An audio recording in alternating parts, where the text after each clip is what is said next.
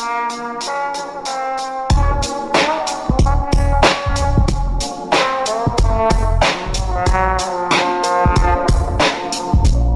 the 19th century, the physics of Isaac Newton appeared nearly complete. Newton's laws explained motion on Earth and in the heavens. The universe seemed to operate like a perfectly predictable mechanical system. For more than 2 centuries, this Newtonian worldview dominated science. According to this picture, nature consisted of particles moving through space under the influence of forces. If the positions and velocities of all particles were known, the future could in principle be predicted with perfect accuracy. By the mid-19th century, new discoveries began to challenge this mechanical vision of reality. Electricity, magnetism, and light did not behave like simple mechanical interactions between particles. Understanding these phenomena required an entirely new concept: fields. The scientist who unified electricity and magnetism into a single theory was James Clerk Maxwell. His work would reveal deep limitations in classical physics and prepare the way for the revolutions of relativity and quantum mechanics.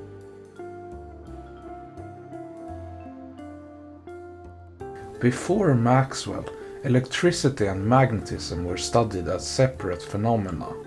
Experiments had shown that electric charges exert forces on one another, and magnets influence nearby objects. Important contributions came from scientists such as Michael Faraday, whose experiments revealed a remarkable connection between electricity and magnetism. Faraday discovered electromagnetic induction. A changing magnetic field can produce an electric current. This discovery led to the invention of electric generators and electric motors. Yet Faraday's conceptual framework was very different from Newtonian mechanics. Rather than describing forces acting directly between distant particles, Faraday proposed that space itself is filled with fields. These fields transmit forces across space. For many physicists of the time, this idea was deeply controversial. The Newtonian tradition assumed that forces act between objects. Faraday suggested that space itself has physical properties. Maxwell transformed Faraday's experimental insights into a precise mathematical theory. In 1860, he formulated a set of equations describing how electric and magnetic fields interact. These equations demonstrated that electricity and magnetism are not separate phenomena, but aspects of a single unified force, electromagnetism. Even more remarkably, Maxwell's equations predicted the existence of electromagnetic waves. These waves travel through space at a specific speed. When Maxwell calculated this speed using known electrical constants, he discovered something astonishing. The predicted speed of electromagnetic waves matched the speed of light. This led to a revolutionary conclusion. Light itself is an electromagnetic wave. For the first time, optics, electricity, and magnetism were unified within a single theoretical framework. Maxwell's theory introduced a radical shift in how physicists understood the nature of reality. In Newtonian mechanics, the universe consisted primarily of particles and forces. In Maxwell's theory, fields became fundamental entities. An electric field exists throughout space, influencing charged particles even when no physical object is present nearby. This raised an important philosophical question. What exactly is a field? Is it a real physical substance, or is it simply a mathematical tool for describing forces? The introduction of fields marked the beginning of a new metaphysical picture of nature. Instead of a universe composed solely of particles interacting through forces, physicists now began to consider a universe structured by continuous fields permeating space. Maxwell's electromagnetic waves posed another puzzle. Waves normally require a medium through which they propagate. Sound waves travel through air, water waves move through liquid. So physicists asked, through what medium do electromagnetic waves travel? The proposed answer was the luminiferous ether, a hypothetical substance filling all of space.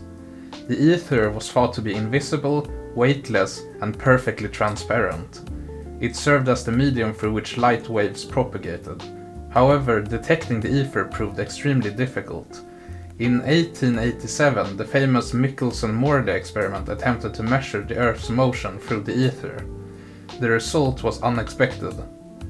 The experiment found no evidence of the ether at all. This created a major crisis in classical physics. If light was a wave, it seemed to require a medium, but if the ether could not be detected, then what exactly was waving?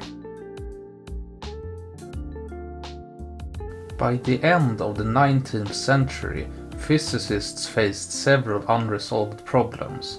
First, Maxwell's theory suggested that the speed of light was constant, but according to Newtonian mechanics, velocities should add together. If the Earth moves through space, the speed of light should appear different depending on the direction of motion. Yet experiments consistently showed that the speed of light remained the same. Second, the concept of the ether seemed increasingly untenable. Despite extensive experimentation, no one could detect it.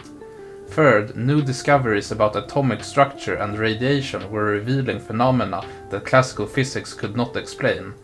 The confident belief that physics was nearly complete began to collapse. The stage was set for one of the greatest intellectual revolutions in human history. Maxwell's theory forced scientists to reconsider some of the deepest assumptions about reality. If fields are fundamental, what becomes of the mechanical universe of particles? If the ether does not exist, what does light propagate through? And if classical mechanics cannot explain electromagnetic phenomena, are the laws of Newton truly universal? These questions revealed a deeper philosophical issue. Scientific theories are not simply collections of facts, they are conceptual frameworks that shape how we interpret reality. When new evidence conflicts with these frameworks, science must undergo a conceptual transformation. This process is what philosophers of science call scientific revolution, and the revolution that followed Maxwell's work would transform physics in ways that no one in the 19th century could have imagined. James Clerk Maxwell's theory of electromagnetism stands as one of the greatest achievements in the history of science. By unifying electricity, magnetism, and light, Maxwell revealed that nature is governed by deep underlying principles that transcend the boundaries between seemingly separate phenomena.